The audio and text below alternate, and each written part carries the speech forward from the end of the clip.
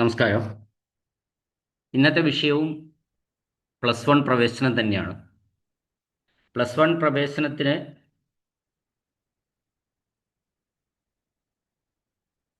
Bonus point, നമുക്കറിയാം, bonus point കൂടി കൂട്ടിയിട്ടാണ് പ്ലസ് വൺ പ്രവേശനത്തിൽ കുട്ടികൾക്ക് റാങ്ക് നിശ്ചയിക്കുന്നത്. ആ റാങ്കിൻ്റെ അടിസ്ഥാനത്തിലാണ് പ്രവേശനം നൽകുന്നത്. അപ്പോൾ ഏതൊക്കെ വിഭാഗങ്ങൾക്ക് ഈ പ്ലസ് വൺ പ്രവേശനത്തിന് ബോണസ് പോയിന്റ് ഉണ്ട്? ഇപ്പോൾ ബോണസ് പോയിന്റ് കിട്ടുമ്പോൾ തന്നെ കുട്ടി കുറച്ചുകൂടി മുമ്പോട്ട് പോവുകയാണ് ചെയ്യുക. ശ്രദ്ധിക്കാൻ, നമുക്കത് എന്തൊക്കെയാണെന്ന് നോക്കിയിട്ട് അതിനെപ്പറ്റി ഒരു അനാലിസിസ് നടത്താം. ആദ്യത്തേത്, കൃത്യനിർവഹണത്തിനിടയിൽ മരണമടഞ്ഞ ജവാന്മാരുടെ മക്കൾക്ക്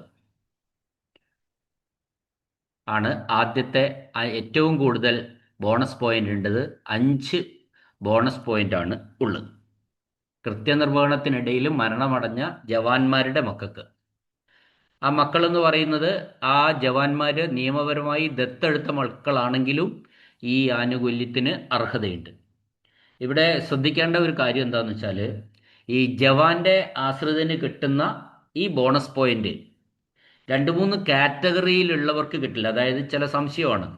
അതായത് CRPF-ലോ BSF-ലോ കോസ്റ്റ് ഗാർഡിലോ അത്തരം വിഭാഗങ്ങളിൽ ജോലി ചെയ്യുന്ന സൈനികർക്ക്, അവരുടെ ആശ്രിതർക്ക് ഈ ആനുകൂല്യം കിട്ടുന്നതല്ല. അതാണ് നമ്മൾ ഇതിൽ രണ്ടുപേരുണ്ട്. പിന്നെ ജവാന്മാരുടെയും എക്സ് സർവീസുകാരുടെയും ആർമി, നേവി, എയർഫോഴ്സ് മുതലായവ മാത്രം മക്കൾക്ക് നിയമപരമായി അവർ ദത്തെടുത്ത മക്കൾക്കും 3 മാർക്കുണ്ട്. 3 ബോണസ് പോയിന്റ്, 3 മാർക്കല്ല, 3 ബോണസ് പോയിന്റ്. അതായത് ജവാന്മാരുടെയും എക്സ് സർവീസുകാരുടെയും മാത്രമാണ്. അതിൽ ആർമിയും നേവിയും എയർഫോഴ്സും മാത്രമേ വരുള്ളൂ. അപ്പോൾ എക്സ് സർവീസ് ആയാലും മതി. മുൻപേ സൈനിക സേവനം നടത്തിയ, ആർമിയിലോ നേവിയിലോ എയർഫോഴ്സിലോ സൈനിക സേവനം നടത്തിയ ആൾക്കാരുടെ മക്കൾക്ക് 3 പോയിന്റ് കിട്ടും. ഇവിടെയാണ് ഞാൻ പറഞ്ഞത്, ഈ ജവാന്റെ ആശ്രിതന് കിട്ടുന്ന, എക്സ് സർവീസുകാരുടെ ആശ്രിതന് കിട്ടുന്ന ആനുകൂല്യം ഈ ആർമിയും നേവിയും എയർഫോഴ്സിലും മാത്രമേ ഉള്ളൂ. എന്നാൽ CRPF-ലോ BSF-ലോ കോസ്റ്റ് ഗാർഡിലോ ജോലി ചെയ്ത സൈനികർക്ക് ഈ ആനുകൂല്യം ലഭിക്കുന്നതല്ല. അപ്പോൾ കൃത്യനിർവഹണത്തിനിടയിൽ, സൈനിക സേവനത്തിനിടയിൽ മരണമടഞ്ഞവർ ജവാന്മാരുടെ മക്കൾക്കാണ് 5 ബോണസ് പോയിന്റ്. പിന്നെ എക്സ് സർവീസ്മാൻമാരുടെ മക്കൾക്ക്, നിയമപരമായി ദത്തെടുത്ത മക്കൾക്കും 3 പോയിന്റ് കിട്ടും. ഇവിടെ നമ്മൾ മനസ്സിലാക്കേണ്ട കാര്യം, ഈ 2 വിഭാഗങ്ങൾക്കും SSLC പരീക്ഷ കഴിഞ്ഞപ്പോൾ ഗ്രേസ് മാർക്കിന് അർഹതയില്ലാത്തവരായിരുന്നു എന്ന കാര്യവും നമ്മൾ ഓർമ്മിക്കുക. ജവാന്റെ ആശ്രിതരായിട്ടുള്ള മക്കൾക്ക് ഗ്രേസ് മാർക്കില്ല. പിന്നെ കൃത്യനിർവഹണത്തിനാണ് മരണമടഞ്ഞ ജവാന്മാരുടെ മക്കൾക്കും ഗ്രേസ് മാർക്ക് നേരത്തെ കൊടുക്കാത്തവരാണ്, അങ്ങനെ ഉണ്ടെങ്കിൽ. ഇനി മൂന്നാമത്തത്, NCC, scout and guide. Scout and ഗൈഡിൽ NCC 75% കുറയാത്ത ഹാജരുള്ളവർക്ക് 2 പോയിന്റ് കിട്ടും. സ്കൗട്ട് ആൻഡ് ഗൈഡ് ആണെങ്കിൽ രാഷ്ട്രപതിയോ രാജ്യ പുരസ്കാരമോ നേടിയവർക്ക് മാത്രമേ ഉള്ളൂ 2 പോയിന്റ്. അവർക്കും കിട്ടും 2 പോയിന്റ്. SPC കേഡറ്റുകൾക്കും 2 പോയിന്റ് കിട്ടും. അപ്പം 3 വിഭാഗങ്ങളിലുള്ളവർക്ക് 2 പോയിന്റ് കിട്ടും. ഒന്ന് NCC. ആ NCCക്ക് വേറെ പിന്നെ ക്വാളിഫിക്കേഷൻ ഒന്നുമില്ല. ആകെ 75% പിന്നെ പരേഡ് അറ്റൻഡൻസ് ആണ് അവിടെ ഉദ്ദേശിക്കുന്നത് ഉള്ളവർക്ക്. അത് സാധാരണ NCCക്കാരെന്ന് നമുക്ക് പറയാം. ആ NCCക്കാർക്ക് 2 ബോണസ് പോയിന്റ് കിട്ടും. എന്നാൽ സ്കൗട്ട് ആൻഡ് ഗൈഡിലേക്ക് വരുമ്പോൾ, ആ സ്കൗട്ട് ആൻഡ് ഗൈഡ് കുട്ടികൾക്ക് രാഷ്ട്രപതിയോ രാജ്യ പുരസ്കാരമോ ഉണ്ടായിരിക്കണമെന്നാണ് പറയുന്നത്. അങ്ങനെയാണെങ്കിൽ മാത്രമേ ഈ സ്കൗട്ട് ആൻഡ് ഗൈഡ് കുട്ടികൾക്ക് 2 പോയിന്റ് കിട്ടുന്നുള്ളൂ. ഇനി മൂന്നാമത്തെ വിഭാഗം ഏതാന്ന് വെച്ചാൽ SPC ആണ്. SPC കുട്ടികൾക്കും 2 പോയിന്റ് ലഭിക്കുന്നുണ്ട്, 2 ബോണസ് പോയിന്റ് ലഭിക്കുന്നുണ്ട്. പിന്നെയുള്ളത് A ഗ്രേഡ് സർട്ടിഫിക്കറ്റ് ഉള്ള ലിറ്റിൽ കൈറ്റ്സ് അംഗം. അത് 1 ബോണസ് പോയിന്റാണ് കിട്ടുക. A ഗ്രേഡ് സർട്ടിഫിക്കറ്റ് ഉള്ള ലിറ്റിൽ കൈറ്റ്സ് അംഗം എന്ന് പറയുന്നത്, ഈ ലിറ്റിൽ കൈറ്റിന് ഗ്രേസ് മാർക്കിന് അർഹതയുള്ള കുട്ടികൾക്കൊക്കെ തന്നെ A ഗ്രേഡ് സർട്ടിഫിക്കറ്റ് ആയിരിക്കും സാധാരണഗതിയിൽ. അവർക്ക് 1 ബോണസ് പോയിന്റ് ആണ് ഉള്ളത്. അപ്പോൾ ഈ വിഭാഗത്തെ ശ്രദ്ധിക്കേണ്ട ഒരു കാര്യം എന്താണെന്ന് വെച്ചാൽ NCCക്കോ സ്കൗട്ട് ആൻഡ് ഗൈഡിനോ SPCക്കോ ലിറ്റിൽ കൈറ്റ്സിനോ 4 വിഭാഗങ്ങൾക്ക് പരീക്ഷാ സമയത്ത് ഗ്രേസ് മാർക്ക് കിട്ടിയിട്ടുണ്ടെങ്കിൽ അവർക്ക് ഈ പിന്നെ ബോണസ് പോയിന്റ് ലഭിക്കുന്നതല്ല. ഇത് വളരെ പ്രധാനപ്പെട്ട കാര്യമാണ്. ബോണസ് പോയിന്റ് കിട്ടണമെങ്കിൽ അവർക്ക് നേരത്തെ ഗ്രേസ് മാർക്ക് കിട്ടിയിരിക്കാൻ പാടില്ല എന്നാണ് പറഞ്ഞത്.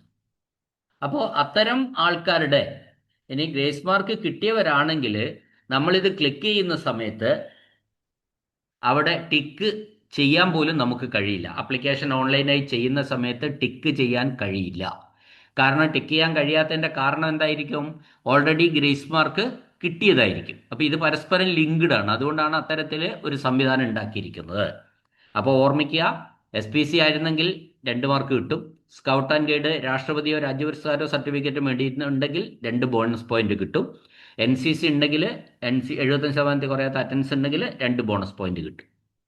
അപ്പോൾ ലിറ്റിൽ കൈറ്റ്സ് ആണെങ്കിൽ 1 ബോണസ് പോയിന്റും കിട്ടും. 4 വിഭാഗങ്ങൾക്കാണ് ഇപ്പോൾ ഈ കാറ്റഗറിയിൽ ബോണസ് പോയിന്റ് ലഭിക്കുന്നത്. ആ 4 കാറ്റഗറിയിലും ആർക്കെങ്കിലും ഗ്രേസ് മാർക്ക് കിട്ടിയെങ്കിൽ, ഈവൻ 1 മാർക്കോ 2 മാർക്കോ പോലുമേ ഗ്രേസ് മാർക്ക് വേണ്ടി വന്നുള്ളൂ എങ്കിൽ പോലും അവർ ഗ്രേസ് മാർക്ക് അവാർഡഡ് എന്നവരുടെ പട്ടികയിലാണ് വരുന്നത്. അത് നിങ്ങളുടെ സർട്ടിഫിക്കറ്റിൽ ലഭിക്കുന്ന സർട്ടിഫിക്കറ്റിന്റെ അടിയിൽ ഉണ്ടാവും ഗ്രേസ് മാർക്ക് അവാർഡഡ്. അത്തരം കുട്ടികൾക്കും എന്ത് കിട്ടുന്നില്ല? ഈ ബോണസ് പോയിന്റ് ലഭിക്കുന്നതല്ല. ഇനി അതേ സ്കൂളിലെ വിദ്യാർത്ഥിയാണെങ്കിൽ, പഠിച്ച സ്കൂളിലെ വിദ്യാർത്ഥി ആണെങ്കിൽ 2 ബോണസ് പോയിന്റ് കിട്ടും. അപ്പം നമ്മൾ മനസ്സിലാക്കുക, നമ്മൾ പഠിച്ച സ്കൂളിലാണ് നമുക്ക് കിട്ടാൻ ചാൻസ് കൂടുതൽ തൊട്ടടുത്ത സ്കൂളിനേക്കാൾ. കാരണം തൊട്ടടുത്ത സ്കൂളിനേക്കാൾ നമ്മൾ പഠിച്ച സ്കൂളിൽ നമുക്ക് 2 ബോണസ് പോയിന്റ് അധികമായി ലഭിക്കുന്നുണ്ട്. അടുത്തത് നമ്മൾ പഠിച്ച സ്കൂളിൽ പഠിച്ച നമ്മളുടെ താമസിക്കുന്ന സ്ഥലത്തെ അതേ പഞ്ചായത്തിലാണ് നമ്മൾ കൊടുക്കുന്ന സ്കൂളും എങ്കിൽ ആ പഞ്ചായത്തിലുള്ളവർക്ക് 2 മാർക്ക് കിട്ടും. 2 ബോണസ് പോയിന്റ് കിട്ടും. മനസ്സിലായിട്ടുണ്ടാവും എന്ന് വിചാരിക്കുന്നു. അതായത് നമ്മൾ സ്ഥിരമായി സ്ഥിരതാമസം ഉള്ള സ്ഥലത്തുള്ള അതേ പഞ്ചായത്തിലുള്ള അല്ലെങ്കിൽ അതേ മുനിസിപ്പാലിറ്റിയിലുള്ള അല്ലെങ്കിൽ അതേ കോർപ്പറേഷനിലുള്ള ഒരു സ്കൂളിലേക്കാണ് നമ്മൾ അപേക്ഷ കൊടുക്കുന്നതെങ്കിൽ അവിടെയും നമുക്ക് 2 ബോണസ് പോയിന്റ് കിട്ടും. അപ്പോൾ നമ്മൾ ഇവിടെ ഈ പഞ്ചായത്തിലാണ് താമസിക്കുന്നത്. ആ പഞ്ചായത്തിലുള്ള സ്കൂളിന് പുറമെയുള്ള ഒരു പഞ്ചായത്തിലുള്ള സ്കൂളിലേക്ക് അല്ലെ തൊട്ടടുത്ത പഞ്ചായത്തിലുള്ള സ്കൂളിൽ നമ്മൾ അപേക്ഷ കൊടുക്കുമ്പോൾ ഈ 2 ബോണസ് പോയിന്റ് അവിടെ കിട്ടില്ല. ഈ സ്കൂളിൽ കാൽക്കുലേറ്റ് ചെയ്യുമ്പോൾ ഈ സ്കൂളിൽ കണക്ക് കൂട്ടുന്ന പഞ്ചായത്തിലുള്ള സ്കൂൾ കണക്ക് കൂട്ടുമ്പോൾ ഇത് കിട്ടും. പുറത്തുള്ള സ്കൂളിലെ ഓപ്ഷൻ വരുമ്പോൾ ഇത് കിട്ടുന്നില്ല എന്ന കാര്യവും നമ്മൾ മനസ്സിലാക്കിയിരിക്കുക. ഇനി താലൂക്ക് എന്ന് പറയുമ്പോൾ കുറച്ചുകൂടി വിശാലമായ ഒരു ഏരിയയാണ്. താലൂക്കിൽ തന്നെയായിരിക്കും നമ്മൾ കൊടുക്കുന്നത് എന്തായാലും. എന്നാൽ താലൂക്കിൻ്റെ ബോർഡറിൽ താമസിക്കുന്ന ആൾക്കാരാണെങ്കിൽ നമ്മൾ തൊട്ടടുത്ത താലൂക്കിലേക്കും അപേക്ഷ കൊടുക്കും. അപ്പോൾ ഒരേ താലൂക്കിലാണെങ്കിൽ നമ്മൾ താമസിക്കുന്ന താലൂക്കിൽ തന്നെയുള്ള സ്കൂളുകളിലേക്കാണ് നമ്മൾ അപേക്ഷ കൊടുക്കുന്നതെങ്കിൽ നമുക്ക് 1 ബോണസ് പോയിന്റ് കിട്ടും. ഇനി അടുത്തത് പറയുന്നതെന്ന് വെച്ചാൽ ഗവൺമെൻറ് എയ്ഡഡ് ഹയർ സെക്കൻഡറി സ്കൂളുകൾ ഇല്ലാത്ത ഗ്രാമപഞ്ചായത്തിലെ വിദ്യാർത്ഥികൾക്ക് അതേ താലൂക്കിലെ മറ്റ് സ്കൂളുകൾ നൽകുന്നതിന് 2 പോയിന്റ് ബോണസ് പോയിന്റ് കൊടുക്കും. അതായത് നമ്മളെ പഞ്ചായത്തിൽ പിന്നെ ഹയർ സെക്കൻഡറി ഗവൺമെൻറ്റോ എയ്ഡഡോ ഇല്ല, അൺഎയ്ഡഡ് ഉണ്ട്, പക്ഷെ അതുകൊണ്ട് കാര്യമില്ല. ഗവൺമെൻറ്റോ എയ്ഡഡോ ഇല്ലെങ്കിൽ അത്തരം ആൾക്കാർക്ക് അതേ താലൂക്കിലുള്ള ഏത് സ്കൂളിലേക്കും കൊടുക്കാം. അതേ താലൂക്കിൽ കൊടുക്കുമ്പോൾ അവർക്ക് ആ താലൂക്കിലുള്ള ഏത് സ്കൂളിലേക്ക് കൊടുത്താലും അവർക്ക് 2 ബോണസ് പോയിന്റ് കിട്ടും. അടുത്തത് നമ്മൾ കേരള സംസ്ഥാന ബോർഡ് നടത്തുന്ന പൊതുപരീക്ഷയിൽ SSLC യോഗ്യത നേടുന്നവർ. അപ്പോൾ ഈ കേരള സംസ്ഥാന ബോർഡ് നടത്തുന്ന പൊതുപരീക്ഷ SLC, ആ SLC ആണ് എങ്കിൽ നമ്മൾ 3 ബോണസ് പോയിന്റ് കിട്ടും. നമ്മൾ ആലോചിക്കേണ്ട ഒരു കാര്യം എന്താണെന്ന് വെച്ചാൽ SLC ആണെങ്കിൽ 3 ബോണസ് പോയിന്റ് കിട്ടും. CBSEയോ ICSEയോ ആണെങ്കിൽ ഈ 3 ബോണസ് പോയിന്റ് കിട്ടുന്നില്ല.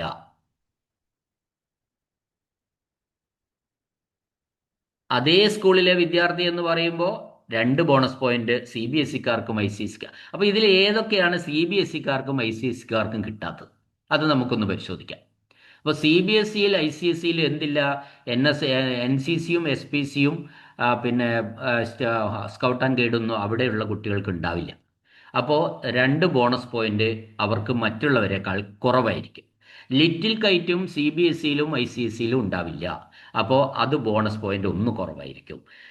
അതേ സ്കൂളിലെ വിദ്യാർത്ഥിക്ക് 2 ബോണസ് പോയിന്റ് കൊടുക്കുമ്പോൾ CBSEയിൽ നിന്ന് വരുന്ന കുട്ടിക്ക് ആ 2 ബോണസ് പോയിന്റ് കിട്ടുന്നില്ല.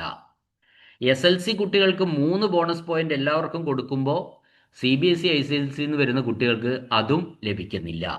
അതുകൊണ്ട് തന്നെ ഈ SLC പരീക്ഷയിൽ അതൊരു ശരിയായ രീതിയാണെന്ന് എനിക്ക് തോന്നുന്നില്ല. SLCക്കാർക്ക് 3 ബോണസ് പോയിന്റ് കൊടുക്കുമ്പോൾ CBSEക്കാർക്ക് അതേ സ്കീമിൽ പരീക്ഷ എഴുതിയില്ല എന്ന കാരണം കൊണ്ട് 1 ബോണസ് പോയിന്റ് കൊടുക്കാതിരിക്കുമ്പോൾ ഈ SLCക്കാർ വളരെയധികം മുമ്പോട്ട് വരും. CBSEക്കാരും ICSEക്കാരും +1 നിന്ന് അഡ്മിഷനിൽ നിന്ന് വളരെ പുറകോട്ട് പോകുന്ന കാഴ്ചയാണ് നമുക്ക് കാണാൻ വേണ്ടി കഴിയുന്നത്.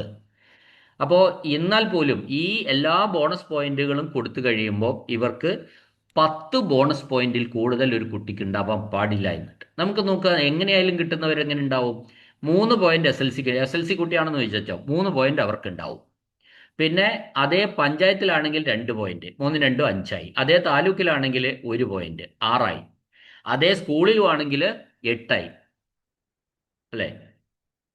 SLC പരീക്ഷയിൽ SLCക്ക് പഠിക്കുന്ന SLC പരീക്ഷയാണ് പാസ്സായതെങ്കിൽ ആ കുട്ടിക്ക് അതേ പഞ്ചായത്തിലോ അതേ സ്കൂളിലോ ഉള്ള കുട്ടിയാണെങ്കിൽ വേറെ ഒന്നുമില്ലെങ്കിൽ പോലും അവർക്ക് 8 ബോണസ് പോയിന്റ് കിട്ടിക്കഴിഞ്ഞു. SLCക്ക് 3 പോയിന്റ്, 3 ബോണസ് പോയിന്റ്, അതേ സ്കൂളിലാണെങ്കിൽ 2 ബോണസ് പോയിന്റ്, അതേ പഞ്ചായത്തിലാണെങ്കിൽ 2 എണ്ണം 2 ബോണസ്, പിന്നെ അതേ താലൂക്കിലാണെങ്കിൽ 1 ബോണസ് പോയിന്റ്. അപ്പോൾ വേറെ SPCയും ഇതൊന്നും ഇല്ലെങ്കിൽ പോലും ഒരു സാധാരണ SLC പാസ്സായ ഒരു കുട്ടിക്ക് അതേ പഞ്ചായത്തിൽ താലൂക്കിലുള്ള സ്കൂളിലും ആണെങ്കിൽ 8 ബോണസ് പോയിന്റ് അതേ സ്കൂളിൽ തന്നെ ആ കുട്ടിക്ക് കിട്ടും. മറ്റൊരു സ്കൂളിലേക്ക് പോകുമ്പോൾ അത് 6ആയി മാറും. കാരണം ആ പഠിച്ച സ്കൂളിന്റെ 2 ബോണസ് പോയിന്റ് അവിടെ കിട്ടാതെ വരും. അപ്പോൾ ഇത്തരത്തിലാണ് നമ്മളുടെ ഇതിൽ നമുക്ക് പിന്നെ പറയാനുള്ളത് എന്താണെന്ന് വെച്ചാൽ 10 ബോണസ് പോയിന്റ് ഒരു കുട്ടിക്ക് പരമാവധി കിട്ടുള്ളൂ.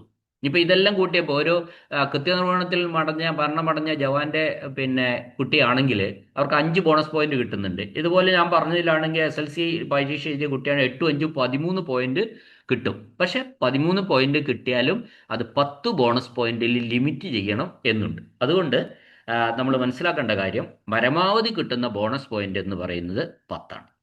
അപ്പൊ ഇതിലുള്ള ഭൂരിഭാഗം പഞ്ചായത്തും താലൂക്കും ഒക്കെ കിട്ടും.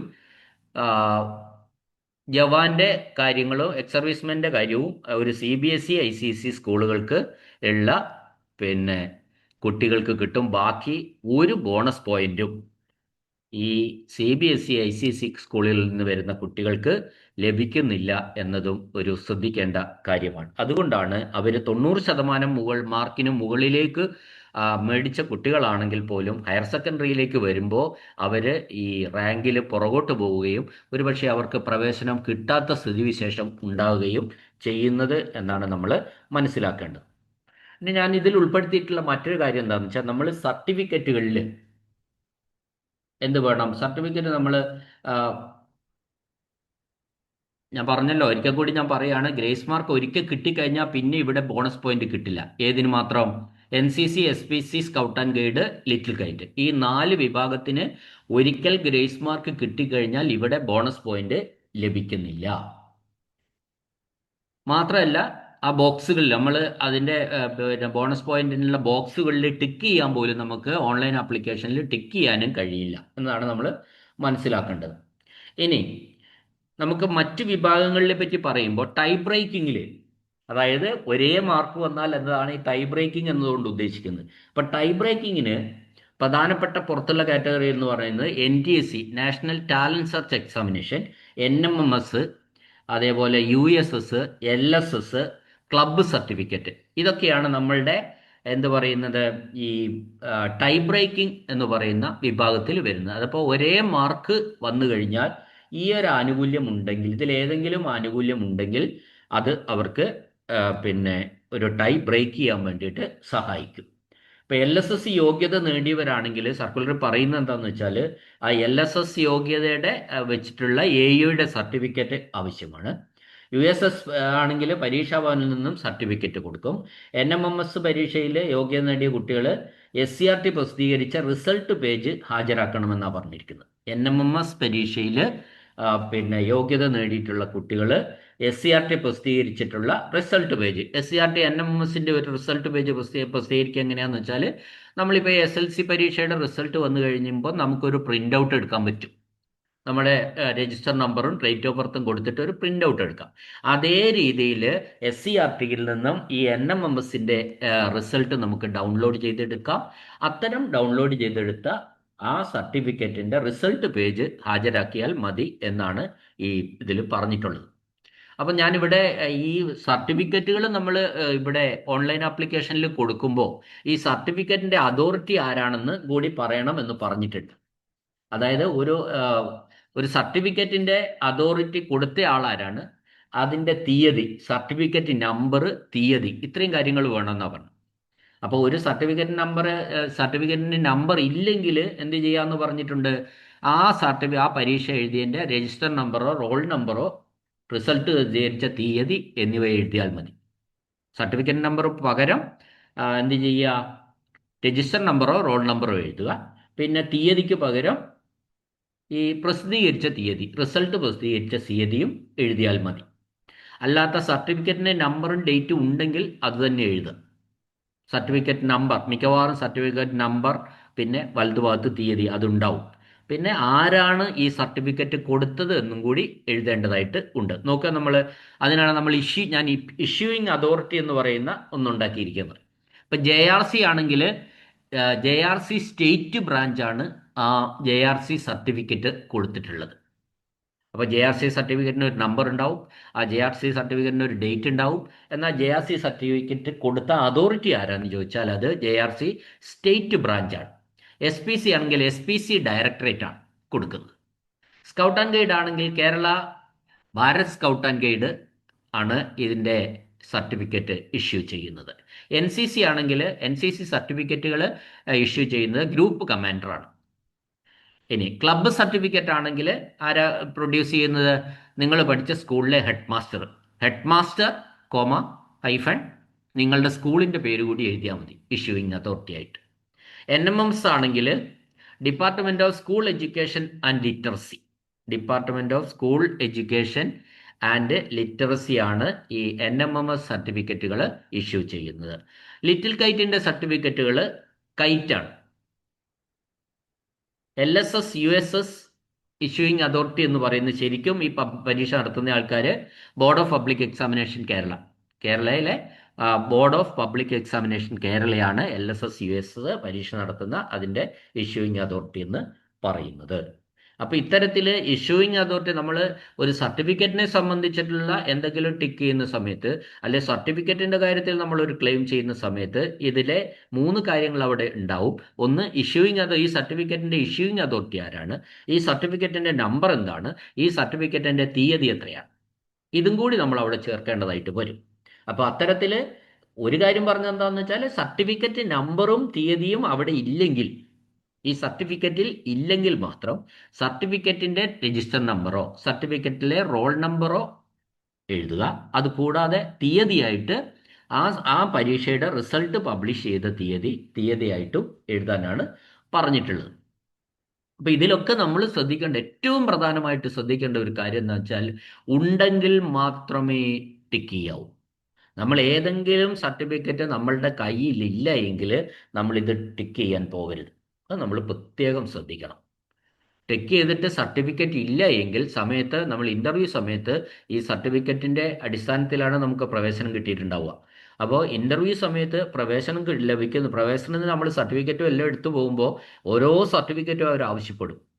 അതില്ല എങ്കിൽ നമുക്ക് ആ സ്പോട്ടിൽ നമ്മളെ പുറത്താക്കും, നമുക്ക് പ്രവേശനം കിട്ടുന്നതല്ല. കാരണം എന്ന് വെച്ചാൽ നമുക്കത് സർട്ടിഫിക്കറ്റ് ഉണ്ട് എന്ന് പറഞ്ഞതിൻ്റെ അടിസ്ഥാനത്തിൽ അതിൻ്റെ മാർക്കോ ടൈ ബ്രേക്കിംഗ് പോയിന്റോ എന്തെങ്കിലുമൊക്കെ നൽകിയിട്ടായിരിക്കും നമുക്ക് പ്രവേശനം കിട്ടിയിട്ടുണ്ടാവുക. അപ്പോൾ തീർച്ചയായിട്ടും അതിൻ്റെ ഒറിജിനൽ സർട്ടിഫിക്കറ്റ് ഇൻ്റർവ്യൂ സമയത്ത് നമ്മൾ പ്രൊഡ്യൂസ് ചെയ്യാൻ നിർബന്ധമാണ്. അത് ചെയ്തിരിക്കണം. ഇല്ലെങ്കിൽ നമ്മൾ ഈ ഏകജാലക സംവിധാനത്തിൽ നിന്ന് നമ്മൾ ഔട്ടായി പോകും. അപ്പോൾ അതൊരിക്കൽ കൂടി പറയുന്നത് അതുകൊണ്ടാണ്, നമ്മളുള്ളത് മാത്രം ചെയ്യുക, വേറെ ഒന്നും ചെയ്യാതിരിക്കുക.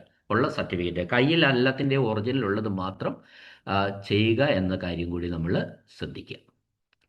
ഓക്കെ, ഇതാണ് മറ്റൊരു വിഷയമായിട്ട് അടുത്ത വീഡിയോയിൽ കാണാം. എന്നെ കേട്ട എല്ലാവർക്കും നന്ദി, നമസ്കാരം.